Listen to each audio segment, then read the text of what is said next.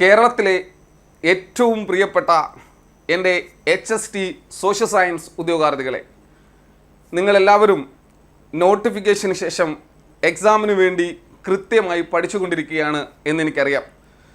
ഈ കാലയളവിൽ ഇപ്പോൾ നിങ്ങൾ നേരിടുന്ന ചില പ്രശ്നങ്ങളെക്കുറിച്ച് ചർച്ച ചെയ്യാനും അതിന് ചില പരിഹാര മാർഗങ്ങൾ നിർദ്ദേശിക്കുവാനാണ് ഞാൻ ഇവിടെ എത്തിയിരിക്കുന്നത്. ഏകദേശം എൻ്റെ 1000-ലധികം ഉദ്യോഗാർത്ഥികളിൽ ഞാൻ ഒരു സർവേ നടത്തി.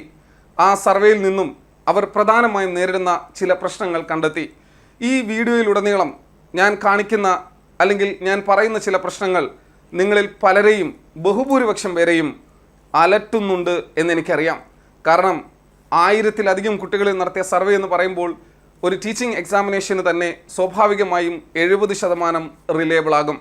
അത് യാഥാർത്ഥ്യമാണ്. HST പരീക്ഷയ്ക്ക് മുമ്പ് നിങ്ങൾ നേരിടുന്ന പ്രശ്നങ്ങളും അതിനുള്ള പരിഹാരവുമാണ് ഈ വീഡിയോയിൽ നമ്മൾ ചർച്ച ചെയ്യുന്നത്. നിങ്ങൾക്ക് സ്ക്രീനിൽ കാണാൻ കഴിയുന്നുണ്ട് പ്രിയപ്പെട്ട ഉദ്യോഗാർത്ഥികളെ, ഒന്നാമത്തെ സ്റ്റേറ്റ്മെൻറ്റ്. പലരും ആ സ്റ്റേറ്റ്മെൻറ്റ് കണ്ടപ്പോൾ ഒന്ന് ഞെട്ടി. നിങ്ങൾ ഇന്നലെ കൂടി ഒരു OMR ചെയ്തപ്പോൾ അത് ചിന്തിച്ചതേ ഉള്ളൂ. എന്താണ് പ്രശ്നം? OMR പരീക്ഷ ചെയ്യുമ്പോൾ നെഗറ്റീവ് മാർക്ക് കൂടുന്നു. നെഗറ്റീവ് ഒരു ക്യാൻസറാണ്. അത് പരീക്ഷയ്ക്ക് നമ്മളെ ബാധിക്കുന്ന ഒരു ക്യാൻസർ. സ്വാഭാവികമായും അതിനെ നമുക്ക് എങ്ങനെ തരണം ചെയ്യാൻ പറ്റും? നിങ്ങൾ ഉറപ്പിച്ച് ഞാൻ പറയുന്ന 2-3 വഴികളൊന്ന് ചെയ്യുക. നിങ്ങൾ പരീക്ഷ എന്തായാലും എഴുതാൻ പോകുന്നു. ആ പരീക്ഷയ്ക്ക് മുമ്പാകെ നിങ്ങൾക്ക് പ്രീവിയസ് ഇയർ ക്വസ്റ്റ്യൻ പേപ്പറുകളുണ്ട്. അതോടൊപ്പം തന്നെ നിങ്ങൾക്ക് മോഡൽ എക്സാമിനേഷൻസും ഉണ്ട്. ഈ മോഡൽ എക്സാമിനേഷൻസും പ്രീവിയസ് ഇയർ ക്വസ്റ്റ്യൻ പേപ്പറും നിങ്ങൾ ചെയ്യുന്ന സമയത്ത് അത് ചെയ്യുന്നതിന് തൊട്ട് മുന്നോടിയായി നിങ്ങളൊരു പ്രതിജ്ഞ എടുക്കുക. എനിക്ക് അറിഞ്ഞുകൂടാത്ത ഒരൊറ്റ ചോദ്യം പോലും ഞാൻ അറ്റൻഡ് ചെയ്യില്ല എന്ന്, എനിക്കറിയാത്ത ഒരു മാർക്കും എനിക്ക് വേണ്ട എന്ന്. അത് നിങ്ങളെ ഏറ്റവും മികച്ച രീതിയിലേക്ക് സുരക്ഷിതമാക്കാൻ വേണ്ടിയാണ്. ആ ഒരു പ്രതിജ്ഞയിൽ വേണം നിങ്ങൾ എന്ത് ചെയ്യേണ്ടത്? പരീക്ഷ എഴുതി തുടങ്ങേണ്ടത്. പരീക്ഷ എഴുതി തുടങ്ങി നിങ്ങൾ വേഗം അവസാനിപ്പിക്കുന്ന ഒരു സാഹചര്യമാണ്. കാരണം ഇതിനകത്ത് മാത്സും ഇംഗ്ലീഷും മലയാളവും IT-യും ഒന്നും ഇല്ലാത്തത് കൊണ്ട് GK ക്വസ്റ്റ്യൻസ് ആണ്.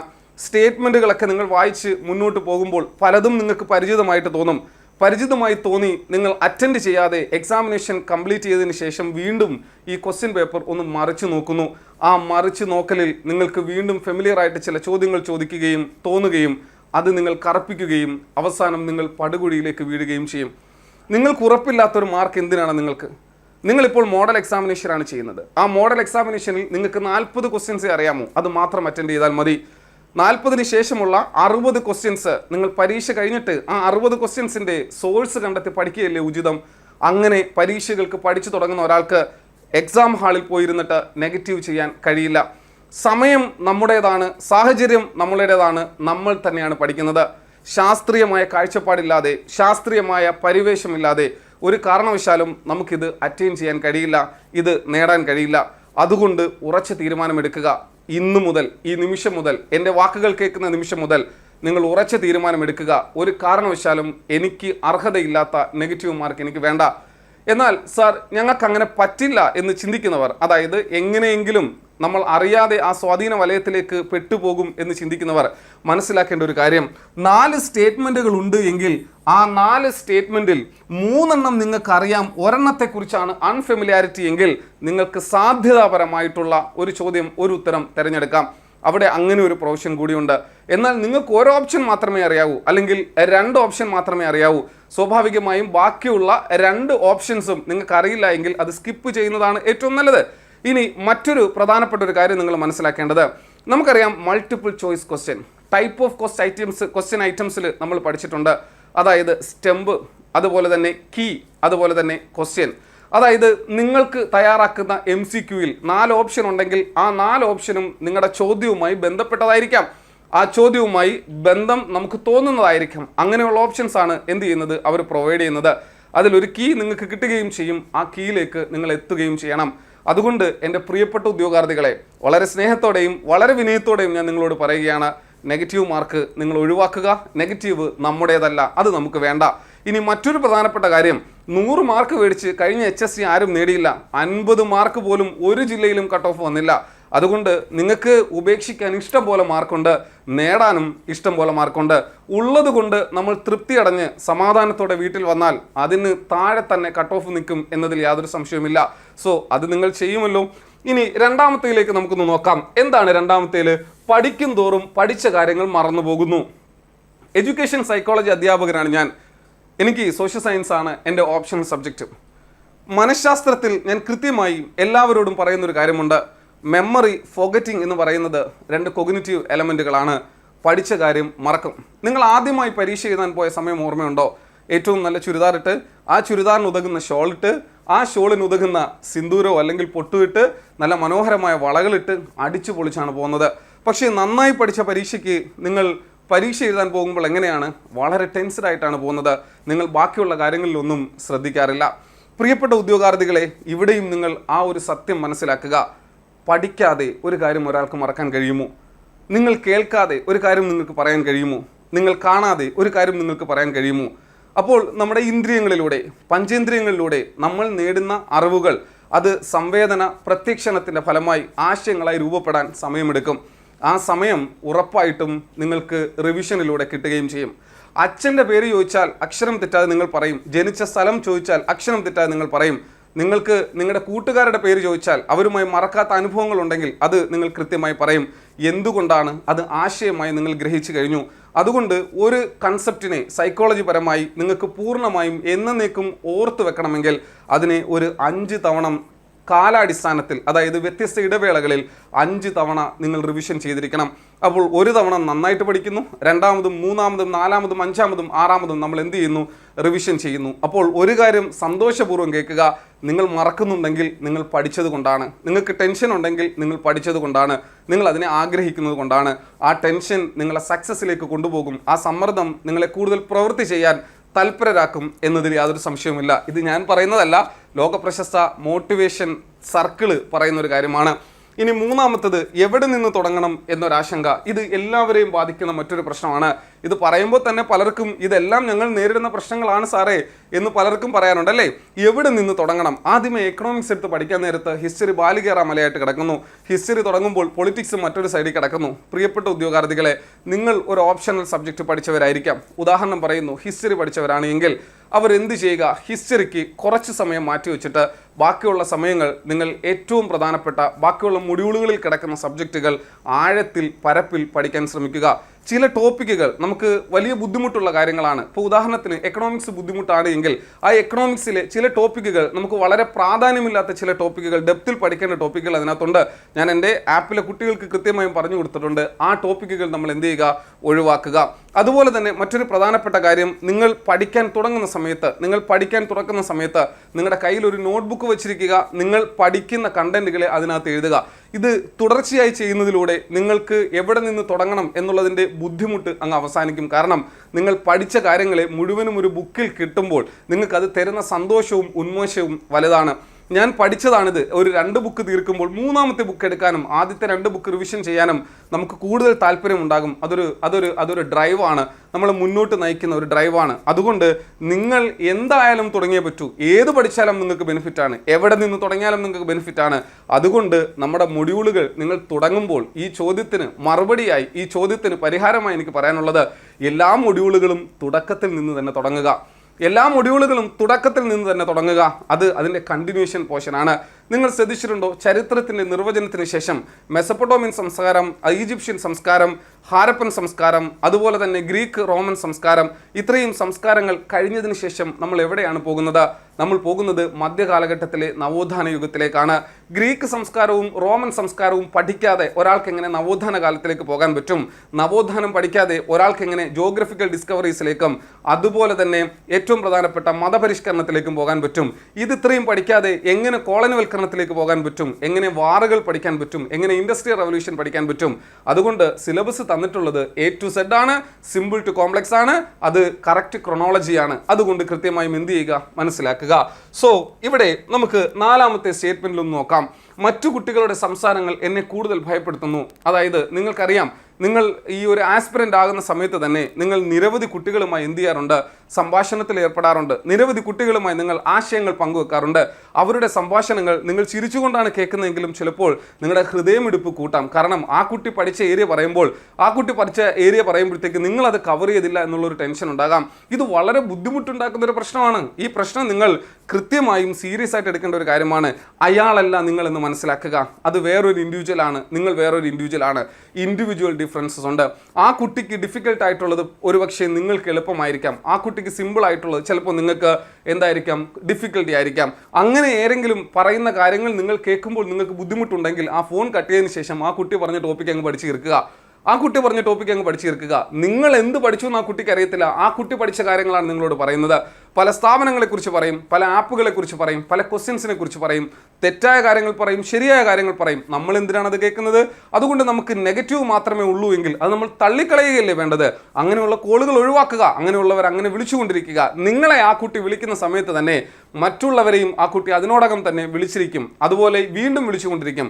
അങ്ങനെ നിങ്ങളെ വിലപ്പെട്ട സമയങ്ങൾ നിങ്ങൾ നഷ്ടപ്പെടുത്തണോ അതൊന്നും ചിന്തിക്കാതെ നിങ്ങൾ പറയുന്ന നിങ്ങളോട് പറയുന്ന നിങ്ങളുടെ അധ്യാപകർ പറയുന്ന കാര്യങ്ങളെ നിങ്ങൾ കൂടുതൽ ഗൗരവപരമായി എടുത്ത് മുന്നോട്ട് പോവുകയാണ് വേണ്ടത്. അതുകൊണ്ട് അത്തരം ഫ്രണ്ട്ഷിപ്പുകൾ തൽക്കാലത്തേക്ക് പരീക്ഷ കഴിയുന്നത് വരെ നിങ്ങൾ എന്ത് ചെയ്യുക, ഒഴിവാക്കുക. അഞ്ചാമത്തത്, ഞാനൊരു ബ്ലൂ പ്രിന്റ് ഏകദേശം 10,000-ലധികം ഉദ്യോഗാർത്ഥികൾ കണ്ടു കഴിഞ്ഞു. ഈ ഒരു ബ്ലൂ പ്രിന്റ് ആ ബ്ലൂ പ്രിന്റ് എങ്ങനെ തയ്യാറാക്കി എന്ന് പറഞ്ഞു കഴിഞ്ഞാൽ നിങ്ങൾ മനസ്സിലാക്കേണ്ടത്, ശരാശരി ഒരാൾക്ക് 70% മുകളിൽ ആ ടോപ്പിക്കുകളിൽ നിന്നും പൂർണ്ണമായും പഠിച്ചു കഴിഞ്ഞാൽ മാർക്ക് സ്കോർ ചെയ്യാൻ കഴിയും. അങ്ങനെയാണ് ക്വസ്റ്റ്യൻ്റെ പാറ്റേൺ. അതായത് നമ്മളെ എല്ലാ മൊഡ്യൂളുകളിൽ നിന്നും 20 മാർക്ക് വെച്ചാണ്. അപ്പോൾ ഹിസ്റ്ററിയിൽ നിന്നും എങ്ങനെ പോയാലും ആ ബ്ലൂ പ്രിന്റ് കംപ്ലീറ്റ് ചെയ്ത് കഴിഞ്ഞാൽ ഏകദേശം മെജോറിറ്റി മാർക്ക് വാങ്ങിക്കാൻ കഴിയും. എക്കണോമിക്സിലാണെങ്കിലും അങ്ങനെ, പൊളിറ്റിക്കൽ സയൻസിലാണെങ്കിലും അങ്ങനെ, ജോഗ്രഫിയിലാണെങ്കിലും അങ്ങനെ. അപ്പോൾ സ്വാഭാവികമായും ഈ പോർഷൻസ് നിങ്ങൾ ഉറപ്പായും പഠിച്ചിരിക്കേണ്ട പോർഷൻസ് ആണ്. ഇനി ഈ പോർഷൻസ് പഠിച്ച കുട്ടികൾ ബാക്കിയുള്ള കാര്യങ്ങൾ കൂടി പഠിക്കില്ലേ? അതുകൊണ്ട് ബ്ലൂ പ്രിന്റ് കംപ്ലീറ്റ് ചെയ്തതിന് ശേഷം ബാക്കി അതുമായി അസോസിയേറ്റഡ് ആയിട്ടുള്ള കാര്യങ്ങളും MCQകളും നിങ്ങൾ ഡിസ്കസ് ചെയ്യണം. ബ്ലൂ പ്രിന്റിനെ മാത്രം ഡിപ്പെൻഡ് ചെയ്യേണ്ട. കാരണം ഈ ബ്ലൂ പ്രിന്റ് 10,000-ലധികം ഉദ്യോഗാർത്ഥികൾ കണ്ടു കഴിഞ്ഞു. ഇനിയും 10,000 കാണും. സ്വാഭാവികമായിട്ടും അവരെല്ലാവരും അത് പഠിക്കുകയും കൂടുതൽ കാര്യങ്ങൾ പഠിക്കുകയും ചെയ്യും. അതുകൊണ്ട് നിങ്ങൾ കൃത്യമായും എല്ലാ ഭാഗങ്ങളിലേക്കും എത്താൻ വേണ്ടിയുള്ള ഒരു പരിശ്രമം നടത്തുക. ഇനി എന്നെ കൊണ്ട് സിലബസ് കംപ്ലീറ്റ് ചെയ്യാൻ കഴിയുമോ? എന്തിനാണ് അങ്ങനെ ചിന്തിക്കുന്നത്? ഇതൊരു വലിയ പ്രശ്നമാണ്. പല കുട്ടികളും എന്നെ വിളിച്ചിട്ട് വിങ്ങിപ്പൊട്ടി കരയുകയാണ്, സാർ ഇതുവരെ എനിക്ക് തുടങ്ങാൻ പറ്റിയില്ല. ഇതുവരെ തുടങ്ങാൻ പറ്റിയില്ലെങ്കിൽ ആ നിമിഷം തുടങ്ങുകയല്ലേ വേണ്ടത്? നിങ്ങൾ വിഷമിച്ചും നിങ്ങളുടെ വേദനകളും നിങ്ങളുടെ ദുഃഖങ്ങളും നിങ്ങളുടെ മാനസിക സമ്മർദ്ദങ്ങളും ഇങ്ങനെ ചിന്തിച്ചു കൊണ്ടിരുന്നാൽ മാത്രം നിങ്ങൾക്ക് എങ്ങനെ സക്സസ് ആവാൻ പറ്റും? നിങ്ങൾ പ്രവർത്തിക്കുക. Do it. അത് ചെയ്യുകയല്ലേ വേണ്ടത്? എന്തിനു വേണ്ടി ഇങ്ങനെ വിഷമിച്ചിരിക്കുന്നു? ഇത് നഷ്ടപ്പെട്ടാൽ നിങ്ങൾക്ക് തിരിച്ചു കിട്ടുമോ? നിങ്ങളൊന്ന് ചിന്തിച്ചു നോക്കിയേ. കാലങ്ങളായി പഠിക്കുകയല്ലേ, എത്രയോ വർഷങ്ങളായിട്ട് പഠിക്കുന്നു. ബിരുദം, ബിരുദാനന്തര ബിരുദം, അസോസിയേറ്റഡ് ബിരുദം, അങ്ങനെ അനവധിയായിട്ടുള്ള യോഗ്യതകൾ നിങ്ങളുടെ കയ്യിലില്ലേ? യോഗ്യതാ കടലാസുകൾ നിങ്ങളുടെ കയ്യിലില്ലേ? അതൊക്കെ നമുക്ക് എന്ത് ചെയ്യാൻ വേണ്ടിയാണ്? അതൊക്കെ ഇതുപോലുള്ള പരീക്ഷകൾ എഴുതാൻ വേണ്ടിയുള്ള യോഗ്യതകളാണ്. നിങ്ങളൊന്ന് ചിന്തിച്ചു നോക്കേ. HSC സോഷ്യൽ സയൻസ് പരീക്ഷ കേരളത്തിൽ 10ാം ക്ലാസ് പാസ്സായ മുഴുവൻ പേർക്കും എഴുതാൻ കഴിയുമെങ്കിൽ എന്ത് കോമ്പറ്റീഷൻ ആയനെ? അങ്ങനെ എല്ലാവർക്കും എഴുതാൻ കഴിയാത്തത് കൊണ്ടല്ലേ നിങ്ങൾ സെലക്റ്റീവ് ആയത്, നിങ്ങൾക്ക് മതിയായ യോഗ്യത ഉണ്ടായത്. അങ്ങനെ മതിയായ യോഗ്യതയുള്ളവർ മറ്റൊന്നിനെ കുറിച്ചും ചിന്തിക്കാതെ നിങ്ങൾ കൃത്യമായ രീതിയിൽ പഠിച്ചു തുടങ്ങുക. സിലബസ് ബ്ലൂ പ്രിന്റ് പഠിച്ചതിന് ശേഷം സിലബസിന്റെ ബാക്കിയുള്ള ഭാഗങ്ങളൊക്കെ പഠിക്കാൻ ഇനിയും സമയമുണ്ട്, ഇഷ്ടം പോലെ സമയമുണ്ട്. സ്വാഭാവികമായും എൻ്റെ പ്രിയപ്പെട്ട ഉദ്യോഗാർത്ഥികളെ, നിങ്ങൾ ഉറപ്പായും പഠിച്ചു തുടങ്ങിയിരിക്കണം. ഉറപ്പായും സിലബസ് കംപ്ലീറ്റ് ചെയ്യാൻ വേണ്ടി പഠിച്ചു തുടങ്ങണം. ഇനി 100 അല്ല 1000 തവണ ഞാൻ ഉറപ്പിച്ച് എൻ്റെ ഹൃദയത്ത് ഞാൻ എൻ്റെ കൈവച്ചുകൊണ്ട് എൻ്റെ മനസ്സാക്ഷിയോട് ചോദിച്ചുകൊണ്ട് എൻ്റെ മനസ്സാക്ഷിയോട് പറഞ്ഞുകൊണ്ട് പറയാണ്, പ്രിയപ്പെട്ടവരെ, സിലബസ് നിങ്ങൾക്ക് കംപ്ലീറ്റ് ചെയ്യാൻ പറ്റും. 17 വർഷമായി ടീച്ചിങ് ലേണിംഗ് പ്രോസസ്സുമായി ബന്ധപ്പെട്ട് PSC മേഖലയിൽ, അധ്യാപന മേഖലയിൽ നിൽക്കുന്ന ഒരാളാണ് ഞാൻ. അതുകൊണ്ട് എനിക്ക് ഉറപ്പിച്ച് പറയാൻ കഴിയും, ഇനി പഠിച്ചാലും സിലബസ് കംപ്ലീറ്റ് ചെയ്യാൻ പറ്റും. പക്ഷേ പഠിക്കണം. ഇനി മറ്റൊന്നാണ്, ഏറ്റവും പ്രധാനപ്പെട്ട മറ്റൊരു ചോദ്യമാണ്, ഏറ്റവും പ്രയാസം ഉണ്ടാക്കുന്ന ആ വിഷയം. ഹിസ്റ്ററി എടുത്തവർക്ക് എക്കണോമിക്സ് പാടായിരിക്കും, എക്കണോമിക്സ് എടുത്തവർക്ക് ഹിസ്റ്ററി പാടായിരിക്കും, പൊളിറ്റിക്സ് പാടായിരിക്കും. ജോഗ്രഫി എടുത്തവർക്ക് ഹിസ്റ്ററിയും പൊളിറ്റിക്സും എക്കണോമിക്സും പാടായിരിക്കും. നിങ്ങൾ എന്താ ചെയ്യേണ്ടത്? പാടുള്ള വിഷയം, അത് ഏതെങ്കിലും ഒരു വിഷയമായിരിക്കും നമുക്ക് പാട്. ആ വിഷയത്തിൽ നിന്നും നിങ്ങൾക്ക് സ്കിപ്പ് ചെയ്യാൻ പറ്റുന്ന, അതായത് ഒരു കാരണവശാലും പഠിച്ചെടുക്കാൻ പറ്റില്ല, അല്ലെങ്കിൽ അതിനുവേണ്ടി എനിക്ക് ഒരുപാട് സമയം സ്പെൻഡ് ചെയ്യണമെന്ന് തോന്നുന്ന 2-3 ടോപ്പിക് അങ്ങ് വിടുക. ഇതിങ്ങനെ പറഞ്ഞൂടാ എങ്കിലും ഞാനങ്ങ് പറയുകയാണ്, കാരണം എനിക്ക് നിങ്ങളാണ് വലുത്. ഇങ്ങനെ പറഞ്ഞൂടാ എങ്കിലിപ്പോൾ ഒരു ഉദാഹരണത്തിന് എക്കണോമിക്സ് ആണ് എങ്കിൽ, എക്കണോമിക്സ് ഭയങ്കര ബുദ്ധിമുട്ടായിട്ട് വരുന്ന ഒരാളാണ് എങ്കിൽ, നാഷണൽ ഇൻകം കാൽക്കുലേഷൻ ബുദ്ധിമുട്ടാണെങ്കിൽ അതങ്ങ് സ്കിപ്പ് ചെയ്ത് കളഞ്ഞേക്കുക.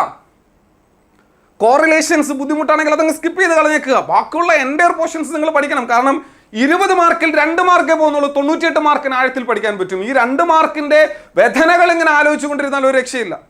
ജോഗ്രഫിയുടെ ഏറ്റവും ലാസ്റ്റ് മൊഡ്യൂൾ ബാലികേറാമലയാണ്. ഒരു 10 വർഷം പഠിച്ചാൽ പോലും തീരത്തില്ല. നിങ്ങളൊന്ന് ചിന്തിച്ചു നോക്കേ, അങ്ങനെ വിശാലമായിട്ട് കിടക്കുന്ന അതിലും നമുക്ക് 2-3 മാർക്കുകൾക്ക് വേണ്ടി സ്കിപ്പ് ചെയ്യാൻ പറ്റുന്ന പോർഷൻസ് ഉണ്ട്. അത് നിങ്ങൾ കളയുക. പറ്റുമെങ്കിൽ പഠിക്കാൻ പറ്റുന്നവർ പഠിച്ചിരിക്കണം, പഠിക്കുന്നതാണ് ഏറ്റവും നല്ലത്. അങ്ങനെ തന്നെ ഞാൻ പറയുകയാണ്. അപ്പോൾ സ്വാഭാവികമായിട്ടും നിങ്ങൾ മനസ്സിലാക്കേണ്ടത്, നമുക്ക് ഡിഫിക്കൽട്ടായിട്ടുള്ള സബ്ജക്റ്റിനെ നിങ്ങൾ ഒന്നുകിൽ അതിനൊരു സ്പെഷ്യലി യോഗ്യതയുള്ള ഒരു അധ്യാപകനോട് ചോദിച്ച് കാര്യങ്ങൾ മനസ്സിലാക്കി മുന്നോട്ട് പോവുക. എല്ലാവർക്കും പ്രശ്നമായിട്ട് വരുന്ന ഒരു വിഷയം എക്കണോമിക്സ് ആണ്. കാരണം എക്കണോമിക്സ് എടുക്കാത്തവർക്ക് എല്ലാം ഭയങ്കര പ്രശ്നം എക്കണോമിക്സിന്റെ തിയറിയാണ്. എക്കണോമിക്സ് എടുത്തവർക്ക് എല്ലാവർക്കും വലിയ പ്രശ്നം എന്ന് പറയുന്നത് ബാക്കിയുള്ള സബ്ജക്റ്റുകളാണ്. അപ്പോൾ എക്കണോമിക്സ് എന്ന് പറയുമ്പോൾ നിങ്ങൾക്ക് ഒരു കാരണവശാലും നടക്കുന്നില്ല, എനിക്കതിൻ്റെ മെഷർമെൻറ്റ് നടക്കുന്നില്ല. ഈ നാഷണൽ ഇൻകം കാൽക്കുലേഷൻ ആണ് പലർക്കും പ്രശ്നമായിട്ട് വരുന്നത്. അതിൻ്റെ കാൽക്കുലേഷൻ നിങ്ങൾ അങ്ങ് വിട്ടുതരാം, ബാക്കിയുള്ള കണ്ടന്റുകൾ പഠിക്കാമല്ലോ, ബാക്കിയുള്ള കാര്യങ്ങൾ പഠിക്കാമല്ലോ. അതുപോലെ തന്നെ ഇലാസ്റ്റിസിറ്റി ഓഫ് ഡിമാൻഡ് വരുമ്പോൾ അതിൻ്റെ ഏറ്റവും തിയററ്റിക്കൽ ആസ്പെക്ട് കഴിഞ്ഞിട്ട് ബാക്കിയുള്ള ജനറൽ കൺസെപ്റ്റുകൾ പഠിക്കാമല്ലോ. അപ്പോൾ ജോഗ്രഫി വരുവാണെങ്കിൽ ജോഗ്രഫിയുടെ ലാൻഡ് ഫോംസും അതുപോലെ തന്നെ ജോഗ്രഫിക്കൽ തിയറീസ് ഒക്കെ വരുമ്പോഴത്തേക്ക് അത് നിങ്ങൾ ഈ എക്കണോമിക്സ് പോലെ ഡിഫിക്കൽട്ടായിട്ട് കാണേണ്ട ഒരു കാര്യമല്ല. അത് നല്ല ഒരു ക്ലാസ്, നല്ല മിടുക്കനായ ഒരു അധ്യാപകൻ്റെ ഒരു ക്ലാസ്സിൽ ഇരുന്ന് കഴിഞ്ഞാൽ കൃത്യമായിട്ട് നിങ്ങൾക്ക് വരച്ച് പഠിക്കാൻ പറ്റുന്ന കാര്യങ്ങളാണ്. അപ്പോൾ സ്വാഭാവികമായിട്ടും ഡിഫിക്കൽട്ട് സബ്ജക്റ്റിൽ നിന്ന് സ്കിപ്പ് ചെയ്യാനുള്ള പ്രൊവിഷൻസ് ഉണ്ട്. അതുപോലെ തന്നെ ഡിഫിക്കൽട്ട് സബ്ജക്റ്റുകളെ നിങ്ങൾ കൈകാര്യം ചെയ്യേണ്ട രീതി എന്ന് പറയുന്നത് അതിനുവേണ്ടി കൂടുതൽ സമയം നിങ്ങൾ എന്ത് ചെയ്യുക, സ്പെൻഡ് ചെയ്യുക. ബാക്കിയുള്ള സമയങ്ങൾ കളഞ്ഞുകൊണ്ടല്ല. ഞാൻ എൻ്റെ കുട്ടികളോട് പറയുന്ന ഒരു കാര്യം, നിങ്ങൾ ഒരു ദിവസം ഈ മൊഡ്യൂളുകളിൽ നിന്ന് എല്ലാത്തിൽ നിന്നും ഓരോ പോർഷൻസ് പഠിച്ചിരിക്കണം.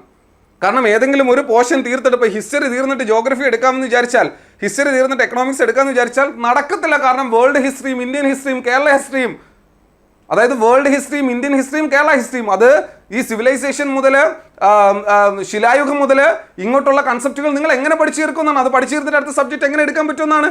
അപ്പോൾ അതുകൊണ്ട് എല്ലാ മൊഡ്യൂളുകളിലെയും ഭാഗങ്ങൾ കൃത്യമായ രീതിയിൽ ശാസ്ത്രീയമായി പഠിച്ച് തന്നെ നിങ്ങൾ മുന്നോട്ട് പോകണം. അതുപോലെ തന്നെ ആനുകാലിക ചോദ്യങ്ങൾ ഒരു എത്തും പിടിയും കിട്ടുന്നില്ല. ആനുകാലിക ചോദ്യങ്ങൾ നിങ്ങൾ ചെയ്യേണ്ടത്, നമ്മൾ കഴിഞ്ഞതിൻ്റെ അങ്ങേ വർഷം, അതായത് 2022 നമുക്ക് നടന്നിട്ടുള്ള PSCയുടെ HSA സോഷ്യൽ സയൻസ് എക്സാമിനും 2016 നടത്തുള്ള HSA സോഷ്യൽ സയൻസിന് എക്സാമിനേഷനും ഇന്റർനാഷണൽ ലെവലിൽ ഏറ്റവും കോൺട്രവേഴ്സ്യൽ ആയിട്ടുള്ള, ഏറ്റവും വാർത്തകളിൽ നിറഞ്ഞു നിന്നിട്ടുള്ള ചില ചോദ്യങ്ങളാണ് ചോദിച്ചിട്ടുള്ളത്. സെൻട്രൽ ഗവൺമെന്റിന്റെ ചില സ്കീമുകളാണ്, NCA എക്സാമിനേഷൻ ഉൾപ്പെടെ ചോദിച്ചിട്ടുണ്ട്. സെൻട്രൽ ഗവൺമെന്റിന്റെ ചില സ്കീമുകളാണ് എഡ്യൂക്കേഷനുമായി ബന്ധപ്പെട്ട, അതുപോലെ തന്നെ ചില സ്പോർട്സ് വളരെ ഇമ്പോർട്ടൻ്റ് ആയിട്ട്. ഇപ്പോൾ ഉദാഹരണത്തിന് ഏറ്റവും പ്രാധാന്യത്തോട് പറയാൻ പറ്റുന്ന ഒരു കാര്യം എന്ന് വെച്ച് കഴിഞ്ഞാൽ 2016 ഒരു ഇന്റർനാഷണൽ ലെവലിൽ നിന്നൊരു ബോക്സിങ്ങുമായി ബന്ധപ്പെട്ടൊരു ചോദ്യമാണ് 2016 ചോദിച്ചത്. അപ്പോൾ സ്വാഭാവികമായിട്ടും 2022 ഒരു സ്റ്റാർട്ടപ്പിനെ കുറിച്ച് ചോദിച്ചു. അപ്പോൾ വളരെ ഇൻഫ്ലുവൻഷ്യൽ ആയിട്ടുള്ള, യുവാക്കൾക്ക് വളരെ പരിചിതമായിട്ടുള്ള, യുവതികൾക്ക് വളരെ പരിചിതമായിട്ടുള്ള ചില വാർത്തകളാണ്. അങ്ങനെയുള്ള വാർത്തകൾ നിങ്ങൾ കോട്ട് ചെയ്ത് പഠിക്കുക. ഇനി കറണ്ട് അഫേഴ്സിന് വേണ്ടി നിങ്ങൾ ഒരു ദിവസം 1 മണിക്കൂർ ഒന്നും മാറ്റി വെക്കരുത്. നിങ്ങൾ സെലക്റ്റീവ് ആയിട്ടുള്ള ക്വസ്റ്റ്യൻസ് പഠിച്ചു വെക്കുക. കാരണം കറണ്ട് അഫേഴ്സ് എങ്ങനെ വേണമെങ്കിലും ചോദിക്കാം. അപ്പോൾ സ്വാഭാവികമായിട്ടും നിലവിൽ മറ്റ് ജനറൽ PSC എക്സാമിനേഷൻസിന് നടത്തുന്ന PSC ക്വസ്റ്റ്യനിൽ ഉപയോഗിച്ചിട്ടുള്ള കറണ്ട് അഫേഴ്സിന്റെ മേഖലകൾ കണ്ടെത്തി നിങ്ങൾ പഠിക്കുന്നത് ഏറ്റവും അനുയോജ്യകരമായിട്ടുള്ളൊരു കാര്യമായിരിക്കും. കേരള സംസ്ഥാന സർക്കാരിന്റെ വിദ്യാഭ്യാസവുമായി ബന്ധപ്പെട്ട പദ്ധതികൾ, കേന്ദ്ര സർക്കാരിന്റെ വിദ്യാഭ്യാസവുമായി ബന്ധപ്പെട്ട പദ്ധതികൾ, കേന്ദ്രത്തിലെയും സംസ്ഥാനത്തിലെയും ഏറ്റവും പ്രധാനപ്പെട്ട വാർത്തകൾ, അതുപോലെ അന്താരാഷ്ട്ര തലത്തിലുള്ള വാർത്തകൾ, ഇതെല്ലാം നിങ്ങൾ എന്ത് ചെയ്യണം, കോട്ട് ചെയ്തിരിക്കണം. ഓക്കെ, ഇനി നോക്കുക, പലപ്പോഴും മാനസിക സമ്മർദ്ദം കൂടുന്നു അല്ലേ, ഭയങ്കര ടെൻഷനാണ്. ഏറ്റവും പ്രധാനപ്പെട്ട ഒരു കാര്യമാണ് നിങ്ങളിവിടെ മനസ്സിലാക്കേണ്ട ഒരു കാര്യം, ഏറ്റവും പ്രധാനമായി ഞാൻ പറയാൻ ആഗ്രഹിക്കുന്ന ഒരു കാര്യം, നിങ്ങളൊന്ന് ചിന്തിക്കുക. ഇതൊരു മോട്ടിവേഷൻ സർക്കിളാണ്. ഇത് അഭിപ്രേരണ ചക്രം എന്ന് പറയും.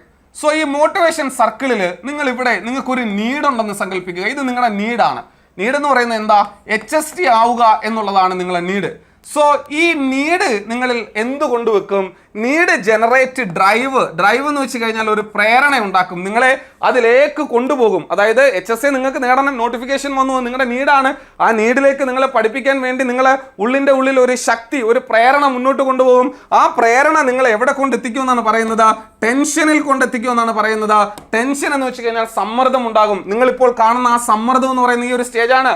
നിങ്ങൾക്ക് നോട്ടിഫിക്കേഷൻ വന്നു, നിങ്ങൾക്ക് ആഗ്രഹം വന്നു. നിങ്ങൾ B.Ed നേടി, നിങ്ങൾക്ക് ആഗ്രഹം വന്നു. നിങ്ങൾ സെറ്റ് നേടി, നിങ്ങൾക്ക് ആഗ്രഹം വന്നു. നിങ്ങൾ നെറ്റ് നേടി നിങ്ങൾക്ക് ആഗ്രഹം വന്നു, ആ ആഗ്രഹം നിങ്ങൾക്ക് സ്വാധീനമുണ്ടാക്കി, അത് ഡ്രൈവായി, ആ ഡ്രൈവ് നിങ്ങൾ പഠിക്കുന്നതോറും ടെൻഷൻ കൂട്ടുന്നു. എൻ്റെ പ്രിയപ്പെട്ട ഉദ്യോഗാർത്ഥികളെ, ഞാൻ നിങ്ങളോട് ഏറ്റവും സ്നേഹപൂർവ്വം പറയുകയാണ്, ഈ ടെൻഷൻ എന്ന് പറയുന്നത് that leads to attaining goal, അത് നിങ്ങളുടെ ലക്ഷ്യത്തിലേക്ക് കൊണ്ടുപോകുന്നതാണ്.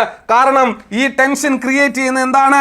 ആക്ടിവിറ്റിയാണ്, അതായത് പ്രവർത്തനമാണ്. അതായത് ടെൻഷൻ കൂടുമ്പോൾ നിങ്ങൾ കൂടുതൽ പഠിക്കാൻ ശ്രമിക്കുന്നു, ടെൻഷൻ കൂടുമ്പോൾ ഇതിനെക്കുറിച്ച് നിങ്ങൾ ഗഹനമായി ചിന്തിക്കാൻ ശ്രമിക്കുന്നു, ടെൻഷൻ കൂടുമ്പോൾ നിങ്ങൾ എന്ത് ചെയ്യുന്നു? മാനസിക സമ്മർദ്ദം കൂടുമ്പോഴത്തേക്ക് നിങ്ങൾ കൂടുതൽ ഇതൊന്നും തൃപ്തികരമല്ല, എനിക്ക് കൂടുതൽ പഠിക്കണമെന്ന് തോന്നുന്നു. നിങ്ങൾ ജോലി കിട്ടിയവരെല്ലാവരോടും പോയി ചോദിച്ചു നോക്കൂ, ഈ ഒരു സ്റ്റേജിലൂടെ കടക്കാതെ സക്സസ് ആയിട്ടുള്ള ആരെങ്കിലും ഉണ്ടോ? നിങ്ങൾ ചോദിക്കുന്നതിൽ ചിലരുണ്ടെന്ന് പറയും. കാരണം BEd കഴിഞ്ഞ് കേറ്ററ്റും കഴിഞ്ഞിട്ട് 40, 70, 75, 80 ലക്ഷം രൂപ കൊടുത്ത് എയ്ഡഡ് സ്കൂളിൽ പോകുന്നവർക്ക് ഇത് പ്രശ്നമല്ല. അവർക്ക് വിൽക്കുന്ന വസ്തുവിന്റെയും അവർക്ക് ചിലവാകുന്ന കാശിന്റെയും ടെൻഷനേ ഉള്ളൂ. പക്ഷെ നിങ്ങൾ മൂല്യവത്തായി പഠിച്ച് വിദ്യാഭ്യാസം നേടിയ വിദ്യാഭ്യാസത്തിലൂടെ സർട്ടിഫിക്കറ്റുകൾ കരസ്ഥമാക്കി കേരള സംസ്ഥാന സർക്കാരിന്റെ വിദ്യാഭ്യാസ വകുപ്പിന് കീഴിൽ പബ്ലിക് സർവീസ് കമ്മീഷൻ നടത്തുന്ന ടെസ്റ്റുകൾ എഴുതി ജോലിക്ക് കയറാനിരിക്കുന്നവരാണ്. ഏറ്റവും പ്രൗഢിയോടെ തല ഉയർത്തി നിന്ന് നട്ടെല്ല് വിരിച്ചു നിന്ന് ഈ സമൂഹത്തിനോട് I am an eligible teacher, I am a government teacher, എന്റെ ടാഗ് ഇതാണ് എന്ന് 100% ആത്മധൈര്യത്തോടെ പറയാൻ പറ്റുന്നവരാണ്. അതുകൊണ്ട് നിങ്ങൾക്ക് ടെൻഷൻ ഉണ്ടാകും. പൈസയുടെ ടെൻഷൻ അല്ല, പഠനവുമായി ബന്ധപ്പെട്ട ജോലിയുടെ ടെൻഷൻ ഉണ്ടാവും. സ്വാഭാവികമായും മാനസിക സമ്മർദ്ദത്തെ ആ രീതിയിൽ നിങ്ങൾ എന്ത് ചെയ്യുക? ഉൾക്കൊള്ളുക. ഇനി പരിപാടി അങ്ങ് നിർത്തിയാൽ കൊള്ളാമെന്ന് തോന്നുന്നു. പരിപാടി ഇത് വേണ്ട, എന്തിനാണുള്ള സമയവും കളഞ്ഞ് ടെൻഷനും കളഞ്ഞ് എന്തിനു വേണ്ടിയാണിത്? എന്നെക്കൊണ്ട് പറ്റത്തില്ല. പഠനം നിർത്തി ഒരു 4 ദിവസം കഴിയുമ്പോൾ ഏതെങ്കിലും ഒരു കൂട്ടുകാരെ വിളിക്കും, ആ കൂട്ടുകാർ പറയുന്നതിൻ്റെ ഇടയ്ക്ക് പഠിക്കുന്ന കാര്യമൊന്ന് പറയും, അവിടെ എവിടെ ഒരു സ്പാർക്ക് വന്നു, വീണ്ടും സ്റ്റാർട്ട് ചെയ്യും, വീണ്ടും നിർത്തും, വീണ്ടും സ്റ്റാർട്ട് ചെയ്യും, വീണ്ടും നിർത്തും. അപ്പോഴത്തേക്കാണ് സാറിൻ്റെ ഒരു മോട്ടിവേഷൻ കാണുന്നത്. അന്നേരം വീണ്ടും സ്റ്റാർട്ട് ചെയ്യും, വീണ്ടും നിർത്തും എന്നൊക്കെ ചിന്തിച്ച് ഈ നഷ്ടപ്പെടുന്നത് എന്താണ്? നിങ്ങൾ എന്തായാലും പരീക്ഷ എഴുതും, പരീക്ഷ എഴുതാൻ നിങ്ങൾ പോകുന്നുണ്ടോ? നിങ്ങൾ എന്തായാലും പരീക്ഷ എഴുതും. എടാ പഠിച്ച് തുടങ്ങടാ, കീഴടക്കാനല്ല, ജീവിക്കാനാണ് ഇത് ചെയ്യുന്നത്. അല്ലാതെ ലക്ഷങ്ങൾ കൊടുത്ത് വാങ്ങിച്ചിട്ട് ആ ലക്ഷങ്ങൾ തിരിച്ചു മേടിച്ച് മക്കൾക്ക് ചെലവിന് കൊടുക്കുന്നതല്ല. കേരള സർവകലാശാല ഉൾപ്പെടെ, കാലിക്കറ്റ് സർവകലാശാല ഉൾപ്പെടെ, MG യൂണിവേഴ്സിറ്റി ഉൾപ്പെടെ കേരളത്തിലെ പ്രൗഢിയോടുകൂടി ശിരസുയർത്തി നിൽക്കുന്ന സർവകലാശാലകളിൽ നിന്നും ലഭിച്ചിട്ടുള്ള ബിരുദ സർട്ടിഫിക്കറ്റും ബിരുദാനന്തര ബിരുദ സർട്ടിഫിക്കറ്റും നാഷണൽ എലിജിബിലിറ്റി ടെസ്റ്റും സ്റ്റേറ്റ് എലിജിബിലിറ്റി ടെസ്റ്റും കേരള ടീച്ചേഴ്സ് എലിജിബിലിറ്റി ടെസ്റ്റും DELDും BEDും സെറ്റും നെറ്റും ഒക്കെ പാസ്സായവരല്ലേ? എന്തിനുപേക്ഷിക്കണം ഇത്? നാളെ ഈ രാജ്യത്തിന്റെ രാഷ്ട്ര പുനർനിർമ്മാണ പ്രക്രിയയുടെ ഭാഗമാകേണ്ട നവയുഗ വിദ്യാർത്ഥി സമൂഹത്തെ വളർത്തി ഈ രാജ്യത്തെ ലോകത്തിലെ ഏറ്റവും മികച്ച ഹ്യൂമൻ റിസോഴ്സ് കേപ്പബിലിറ്റി ഉള്ള രാജ്യമായി മാറ്റാൻ നിർബന്ധിതരായവരല്ലേ നിങ്ങൾ? റെസ്പോൺസിബിൾ ആയവരല്ലേ നിങ്ങൾ? അതിനുവേണ്ടി ജനിച്ചവരല്ലേ നിങ്ങൾ? അതിനുവേണ്ടി നിയോഗിക്കപ്പെട്ടവരല്ലേ നിങ്ങൾ? അങ്ങനെയുള്ളവർ ഏതെങ്കിലും ഒരു വെയിലത്ത് വാടി ആ മൂലയ്ക്ക് ചാരമാകാൻ തുനിഞ്ഞാൽ അതിനെ നിങ്ങൾക്കൊക്കെ സമയം കാണൂ. അതുകൊണ്ട് മാറി തിരിച്ചു വാ. പഠനം ഉപേക്ഷിക്കുന്നതിനെ കുറിച്ച് ചിന്തിക്കുകയേ വേണ്ട. ഇനി നോക്കേ, ജോലി തിരക്കുകൾക്കിടയിൽ കുട്ടികളുടെ കാര്യങ്ങളും കാരണം പഠിക്കാൻ കഴിയുന്നില്ല. ഇത് മറ്റൊരു പ്രശ്നമാണ്, പലരെയും അലട്ടുന്ന പ്രശ്നമാണ്. ചിലർ രസകരമായ രീതിയിൽ എൻ്റെ അടുത്ത് ഈ റീസെൻ്റ്ലി ഒരു കുട്ടി വിളിച്ചു വെച്ചിട്ട്, സാർ ഹസ്ബൻഡിന് അടുത്ത മാസം 1 മാസം ലീവുണ്ട്, 2 വർഷത്തിന് ശേഷമാണ്. സാറൊന്ന് പറ, ഹസ്ബൻഡിന് ഞാൻ പറയട്ടെ 1 മാസം കൂടി പരീക്ഷയും കൂടെ കഴിഞ്ഞിട്ട് വന്നാൽ മതിയെന്ന്. ഞാൻ പറഞ്ഞു, അങ്ങനെ പറയാൻ പറ്റില്ല. 2 വർഷം മരുഭൂമിയിൽ ചോര നീരാക്കി അധ്വാനിച്ച് തൻ്റെ പ്രിയതമയെയും മക്കളെയും കാണാൻ വരുന്ന ഭർത്താവിനോട് വരല്ലേ എന്ന് നിങ്ങൾ പറയരുത്. വരട്ടെ, കാര്യങ്ങൾ പറഞ്ഞ് മനസ്സിലാക്കി കൂടുതൽ സമയം വേണ്ടി പഠിക്കൂ, സമയം കണ്ടെത്തി പഠിക്കൂ. മക്കൾ ശല്യമാണെന്ന് നിങ്ങൾ പറയല്ലേ. നിങ്ങളെ അടുത്ത ജനറേഷനാണ് നിങ്ങളുടെ മക്കൾ. നിങ്ങളുടെ മക്കളിലൂടെയാണ് അടുത്ത ജനറേഷനിൽ ജീവിക്കേണ്ടത്. നിങ്ങളുടെ ജീനുകളാണ് നിങ്ങളുടെ മക്കൾ. അതുകൊണ്ട് മക്കളൊരു ബുദ്ധിമുട്ടാണെന്ന് എൻ്റെ മക്കൾ പറയരുത്. ഭർത്താവ് ഒരു ബുദ്ധിമുട്ടാണെന്ന് നിങ്ങൾ പറയരുത്. കിടപ്പിലായ അമ്മായിയപ്പനും അമ്മായിയമ്മയും ഒരു ബുദ്ധിമുട്ടാണെന്ന് നിങ്ങൾ പറയരുത്. ആശുപത്രിയിൽ കിടക്കയിൽ കിടക്കുന്ന അച്ഛനും സഹോദരങ്ങളും ഒരു ബുദ്ധിമുട്ടാണെന്ന് നിങ്ങൾ പറയരുത്. അത് നിങ്ങൾ മരിക്കുന്ന കാലത്തോളം നിങ്ങൾക്ക് ഒന്നല്ലെങ്കിൽ മറ്റൊരു പ്രശ്നം, മറ്റൊരു ബുദ്ധിമുട്ട്, സാഹചര്യം സാർവജനനീയമായി നിങ്ങളുടെ ചുറ്റിനുമുണ്ടാകും. നിങ്ങളൊന്ന് ചിന്തിച്ചു നോക്കേ, ഓർമ്മ വെച്ച കാലം മുതൽ ഇന്നെൻ്റെ ഈ ശബ്ദം കേൾക്കുന്ന നിമിഷം വരെയും നിങ്ങൾ ഏതെങ്കിലും ഒരു പ്രശ്നത്തിൻ്റെ പിന്നിൽ അല്ലാതായിരുന്നിട്ടുണ്ടോ? നിങ്ങളെ വിഷമിക്കുന്ന ഒരു പ്രശ്നമില്ലാതെ ഏതെങ്കിലും ഒരു കാലഘട്ടം ഉണ്ടായിരുന്നിട്ടുണ്ടോ? അതുണ്ടാകും. പക്ഷെ ഇവിടെ ഞാൻ ബ്രേക്ക് ചെയ്യുന്നൊരു കാര്യം പറയും. സാമ്പത്തിക ബുദ്ധിമുട്ടില്ല, കഞ്ഞി കുടിക്കാൻ ഗതിയില്ല, സാമ്പത്തിക ബുദ്ധിമുട്ടില്ലാതിരിക്കുന്ന ഒരു സമയമാണ് എങ്കിൽ നിങ്ങൾ ഉറപ്പായിട്ടും നിങ്ങൾ എവിടെയെങ്കിലും ഗസ്റ്റ് അടിക്കുകയാണെങ്കിൽ നിർത്തിക്കോ. നിങ്ങളൊരു സെൽഫ് ഫിനാൻസിങ് സ്കൂളിലാണെങ്കിൽ നിർത്തിക്കോ. നിങ്ങളൊരു ഗവൺമെന്റ് സ്കൂളിൽ ഗസ്റ്റ് ആയിട്ടാണെങ്കിൽ നിർത്തിക്കോ. നിങ്ങളൊരു പാർട്ട് ടൈം ആണെങ്കിൽ നിർത്തിക്കോ. നിങ്ങളൊരു അധ്യാപകൻ മെറ്റേണിറ്റി ലീവിന് അധ്യാപിക പോയതിന് പകരമായിട്ടാണെങ്കിൽ നിങ്ങൾ നിർത്തിക്കോ. സാമ്പത്തിക ബുദ്ധിമുട്ടില്ല എങ്കിൽ നിങ്ങൾ അതുപോലെയുള്ള ജോലി തിരക്കുകൾ മാറ്റിവെച്ചിട്ട് നിങ്ങൾ പഠിക്കുക. നേരെ മറിച്ച് തങ്ങൾ ശമ്പളം കിട്ടിയെങ്കിൽ മാത്രമേ തൻ്റെ കുടുംബത്തിന്റെ ഉപജീവന മാർഗം നടക്കൂ എന്ന് നിങ്ങൾ ചിന്തിക്കുകയാണെങ്കിൽ നിങ്ങൾ അവിടെ പോയിട്ട് പഠിക്കോ. പഠിക്കാൻ സമയം കണ്ടെത്തിയാൽ 6 മണിക്കൂർ നമുക്ക് ഉറങ്ങിയാൽ 3-3.5 മണിക്കൂർ 4 മണിക്കൂറോളം എത്ര വലിയ തിരക്കുള്ള ആളാണെങ്കിലും പഠിക്കാൻ കഴിയും. അത് ടൈം മാനേജ്മെന്റ് എന്ന് പറഞ്ഞൊരു സംഭവമാണ്. നമുക്ക് പരിഹാരം ഉണ്ടാക്കാൻ കഴിയും. ചിലർക്ക് അമ്മായിയമ്മമാര് പ്രശ്നമാണ്, അമ്മായിയമ്മമാർ ഭയങ്കര പ്രശ്നമാണ്. നിങ്ങൾ പ്രതികരിക്കാൻ പോകുന്നത് എന്തിനാണ്? ഇപ്പം നിങ്ങളുടെ കാര്യസാധ്യത്തിനുള്ള സമയമാണ്. നിങ്ങളൊന്ന് മയക്കിയെടുക്കൂ അവരെ, നിങ്ങളൊന്ന് സാന്ത്വനമായി അവരെ ഒന്ന് പറഞ്ഞു മനസ്സിലാക്കൂ. അവർ വഴക്ക് പറയുകയാണെങ്കിൽ, അടുക്കളയിൽ പാത്രങ്ങളിട്ട് ശബ്ദമുണ്ടാക്കുകയാണെങ്കിൽ, നിങ്ങളെ കുറ്റപ്പെടുത്തുകയാണെങ്കിൽ നിങ്ങൾ വിഷമിപ്പിക്കേണ്ട. അവർ പഴയ ജനറേഷനുള്ള ആൾക്കാരാണ്. നിങ്ങൾക്ക് പറഞ്ഞു അവരെ നേരെയാക്കാൻ കഴിയില്ല, വാശി പിടിച്ച് അവരെ നേരെയാക്കാൻ കഴിയില്ല, വൈകാരികമായി അവരെ നിങ്ങൾക്ക് തോപ്പിക്കാൻ കഴിയില്ല. അവർ കഴിഞ്ഞ ജനറേഷനാണ്. നിങ്ങൾക്കിനിയും ജീവിതകാലം ഉള്ളതാണ്, നിങ്ങൾക്കിനിയും സ്വപ്നങ്ങൾ യാഥാർത്ഥ്യമാക്കാനുള്ളതാണ്. അതുകൊണ്ട് പ്രിയപ്പെട്ട ഉദ്യോഗാർത്ഥികളെ, കേരള പബ്ലിക് സർവീസ് കമ്മീഷൻ എന്താണെന്നറിയാത്ത, ഈ ജോലിയുടെ പ്രാധാന്യം എന്തെന്നറിയാത്ത, അല്ലെങ്കിൽ സർക്കാർ ജോലി എത്ര പരിശ്രമത്തിലൂടെ കിട്ടുമെന്ന് തിരിച്ചറിയാത്ത ഈ പറയപ്പെട്ട മുതിർന്നവരെ നിങ്ങൾ വഴക്ക് പറഞ്ഞ് ബഹളം വെച്ച് അടികൂടി അവിടെ അന്തരീക്ഷം കലുഷിതമാക്കാതെ സ്നേഹത്തിന്റെ ഭാഷയിൽ, സഹനത്തിന്റെ ഭാഷയിൽ, സാഹോദര്യത്തിന്റെ ഭാഷയിൽ, സംയമനത്തിന്റെ ഭാഷയിൽ നിങ്ങൾ അവരെ നേരിടൂ. നിങ്ങൾക്കതിന് പ്രയോജനമേ ഉണ്ടാകൂ. നിങ്ങൾ അങ്ങ് ക്ഷമിക്കൂ, കുറച്ചു കാലത്തേക്ക് ഒന്ന് ക്ഷമിക്കൂ. സ്റ്റേബിളായി നിങ്ങൾക്ക് ഒരു സർക്കാർ ജോലി കിട്ടിയാൽ, HST അധ്യാപികയായിട്ട് കിട്ടിയാൽ, 50,000-ന് മുകളിലേക്ക് പുതിയ പേ റിവിഷൻ വരുമ്പോൾ നിങ്ങളുടെ ശമ്പളം വരുന്ന സമയത്ത് അവർ നിങ്ങളുടെ കൊച്ചിനെ നോക്കിയിട്ട് പോയി ജോലിക്ക് പോകാൻ പറയും മരുമകളെ എന്ന്. അയൽ വീട്ടുകാരോട് എൻ്റെ മരുമകൾക്ക് സർക്കാർ ജോലി കിട്ടിയെന്ന് പ്രൗഢിയോടെ അന്തരീക്ഷത്തെ ഉറക്കെ അവർ മുഖരിതമാകുന്ന രീതിയിൽ അവർ പറയും. നിങ്ങൾ ഇവിടെ അടിയുണ്ടാക്കാൻ നിന്ന് നിങ്ങളുടെ സമയം കളയരുത്.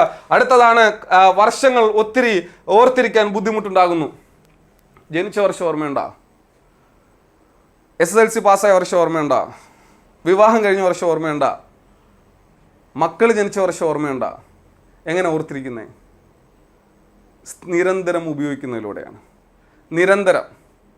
ലോ ഓഫ് എക്സസൈസ് എന്ന് പറയുന്ന തോണ്ടക്കിൻ്റെ ഒരു കൺസെപ്റ്റ് ഉണ്ട്, അഭ്യാസ നിയമം എന്ന് പറയും. ഇവിടെ ഒന്ന് സിമ്പിൾ എക്സാമ്പിൾ പറയാം. വർഷങ്ങളുടെ ബുദ്ധിമുട്ട് വരുന്നത് എവിടെ നിന്നാണെന്ന് ചോദിച്ചു കഴിഞ്ഞാൽ റിനൈസൻസ് പീരീഡ് മുതലാണ്. ഇപ്പോൾ വേൾഡ് ഹിസ്റ്ററിയിലാണെങ്കിൽ റിനൈസൻസ് പീരീഡ് മുതലാണ് പ്രശ്നങ്ങൾ വരുന്നത്. ഇനി ഇന്ത്യൻ ഹിസ്റ്ററി വരികയാണെങ്കിൽ പ്രധാനമായും ഇയറിൻ്റെ കോംപ്ലിക്കേഷൻസ് വരുന്നത് മുഗൾ മുതലാണ്. ശരിയല്ലേ? ആണോ? ഇനി കേരള ഹിസ്റ്ററി വരുവാണെങ്കിൽ ഏറ്റവും പ്രധാനപ്പെട്ട പ്രശ്നങ്ങൾ വരുന്നത് തിരുവിതാംകൂർ മുതലാണ്. ശരിയല്ലേ? വർഷങ്ങളായിട്ട് ഇതിൻ്റെ പുറകെ നടക്കുന്ന ഒരു അധ്യാപകരെ ഞാൻ കൃത്യമായിട്ട് പറയാം. ഇവിടെ മുതലാണ് പ്രശ്നം. ഇവിടെ മുതൽ ഓർഡറിൽ പഠിക്കുക. റിനൈസൻസ് കഴിഞ്ഞാൽ എന്താ? റിഫോർമേഷൻ. റിനൈസൻസും റിഫോർമേഷൻ്റെ ഇടയ്ക്കാണ് ജോഗ്രഫിക്കൽ ഡിസ്കവറീസ്. അത് കഴിഞ്ഞിട്ട് എന്താ? തൊട്ടടുത്ത് തന്നെ industrial revolution, correct chronological order. അത് കഴിഞ്ഞിട്ട് എന്താ? കോളനിവൽക്കരണം, first world war, second world war. ശരിയല്ലേ? അതിനുശേഷം എന്തുവാ? UNO. എവിടെ തീർന്നു? പ്രശ്നം തീർന്നില്ലേ? ഇനി മൗര്യനും ഗുപ്തനും ബുദ്ധയൊക്കെ വരുമ്പോൾ അവിടെ നിന്നും വർഷങ്ങൾ സാധാരണഗതിയിൽ ചോദിക്കാറില്ല. എന്നാലും വളരെ മൈന്യൂട്ടായിട്ടുള്ള വർഷങ്ങളേ ഉള്ളൂ. കാരണം അതൊക്കെ പ്രോട്ടോ ഹിസ്റ്ററിയാണ്.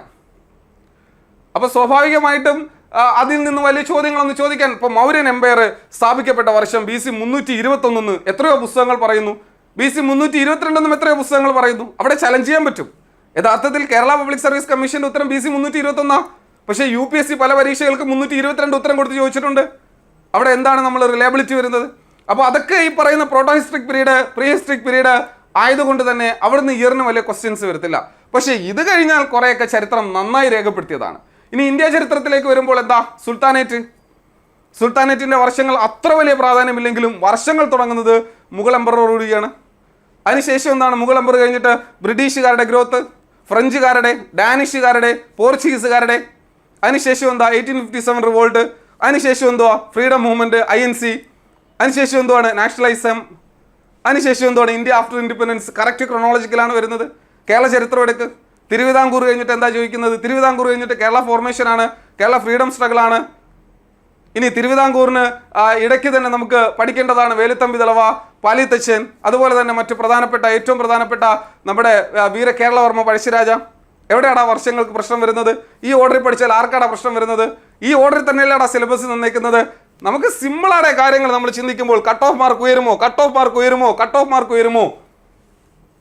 ഇത് ഭയങ്കര രസകരമായിട്ടുള്ളൊരു ചോദ്യമാണ്. ഈ കട്ട് ഓഫ് മാർക്ക് ഉയരുമോ എന്നുള്ളൊരു ചോദ്യം ഭയങ്കര കോംപ്ലിക്കേഷൻസ് ഉണ്ടാക്കുന്ന ഒരു ചോദ്യമാണ്. പരീക്ഷ എഴുതിയില്ല, ക്വസ്റ്റ്യൻ പേപ്പർ കണ്ടില്ല, പരീക്ഷ ദിവസം എത്തിയില്ല, പക്ഷെ ഇപ്പോഴേ ടെൻഷൻ, കട്ട് ഓഫ് കുറയുമോ, സുനാമി അടിക്കുമോ എന്നും ഭയപ്പെട്ടുകൊണ്ട് ഇപ്പോൾ നിങ്ങൾക്ക് കിടക്കാൻ പറ്റുമോ? സുനാമി അടിക്കുന്നതിൽ അടിക്കും. ഭൂകമ്പം ഉണ്ടാകുമെന്ന് ഭയപ്പെട്ടു. ഭൂകമ്പം ഉണ്ടാകാൻ ചാൻസ് ഇല്ലേ? ഭൂകമ്പം ഉണ്ടാകാൻ ചാൻസ് ഉണ്ട്. നിങ്ങൾ ഇപ്പോൾ ഇരിക്കുന്ന കെട്ടിടം തകർന്നു വീണ്, നിങ്ങളും ഞാൻ നിൽക്കുന്ന കെട്ടിടം തകർന്നു വീണ് ഞാനും മരിക്കാൻ പോസിബിലിറ്റി ഉണ്ട്. 1% ഉണ്ട്, 99% ഇല്ല, 1% ഉണ്ട്. ശരിയല്ലേ? നിങ്ങൾ റോഡിലൂടെ നടന്നു പോകുമ്പോഴത്തേക്ക് നിങ്ങളൊരു വാഹനം വന്നിടിക്കാൻ, ഞാൻ റോഡിലൂടെ നടന്നു പോകുമ്പോൾ ഒരു വാഹനം വന്നിടിക്കാൻ സാധ്യതയുണ്ടോ? 1% ചാൻസ് ഉണ്ട്, 99% ചാൻസ് ഇല്ല. അപ്പോൾ നമ്മൾ ചിന്തിച്ചാൽ എന്തിനും പോസിബിലിറ്റി വരും. അങ്ങനെ ഏത് ഓപ്പോസിറ്റ് നെഗറ്റീവ് തോട്ട്സിനെയും പോസിബിൾ ആയിട്ട് ചിന്തിച്ചാൽ ലൈഫ് നമുക്ക് ജീവിക്കാനേ പറ്റില്ല. എടാ വരട്ടെ പരീക്ഷ. 2022 എഴുതിയ പരീക്ഷയിൽ 14 ജില്ലകളിലെയും ക്വസ്റ്റ്യൻ പേപ്പർ എടുത്ത് പരിശോധിച്ച് 14 ജില്ലകളിലെയും റാങ്ക് ലിസ്റ്റ് എടുത്ത് വെച്ച് നോക്കി, 14 ജില്ലയിൽ ഏതെങ്കിലും ഒരു ജില്ലയിൽ 50 മുകളിലേക്ക് കട്ട് ഓഫ് വന്ന് നിങ്ങൾക്കൊന്ന് കാണിച്ചു തരാമോ? പറ. ഒരു ജില്ലയിലും കണ്ടു വന്നില്ലേ? എത്ര ജില്ലകളിൽ വന്നു? 100 മാർക്കിൻ്റെയാണ് ക്വസ്റ്റ്യൻ. 40-ലധികം മാർക്കുകൾ നമുക്ക് സ്പേസ് ആയിട്ട് കിടന്നില്ലേ?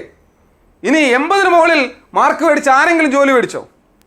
എല്ലാവരും നിങ്ങളെപ്പോലെ ഈ ശബ്ദം കേൾക്കുന്ന നിങ്ങൾക്ക് എല്ലാവർക്കും തിരിച്ചറിയാൻ പറ്റും. എന്ത് തിരിച്ചറിയാൻ പറ്റും? ഇതെല്ലാം ഞങ്ങളെ അലട്ടിക്കൊണ്ടിരിക്കുകയാണ്. ഇനി മറ്റെന്തെങ്കിലും പ്രശ്നം നിങ്ങളെ അലട്ടുന്നുണ്ട് എങ്കിൽ ഉറപ്പായും ഈ കമൻറ്റ് ബോക്സിലേക്ക് നിങ്ങൾ എത്തിക്കുക. നിങ്ങൾക്ക് ചെയ്യാൻ കഴിയുന്നത് മാക്സിമം നിങ്ങളുടെ സുഹൃത്ത് വലയങ്ങളിലേക്ക് ഇതെത്തിക്കുക. സോ നിങ്ങൾക്ക് കമൻറ്റ് ചെയ്യാം, നിങ്ങൾക്ക് ഉറപ്പായും കമൻറ്റ് ചെയ്യാം, നിങ്ങളുടെ പ്രശ്നങ്ങൾ കമൻറ്റ് ചെയ്യാം.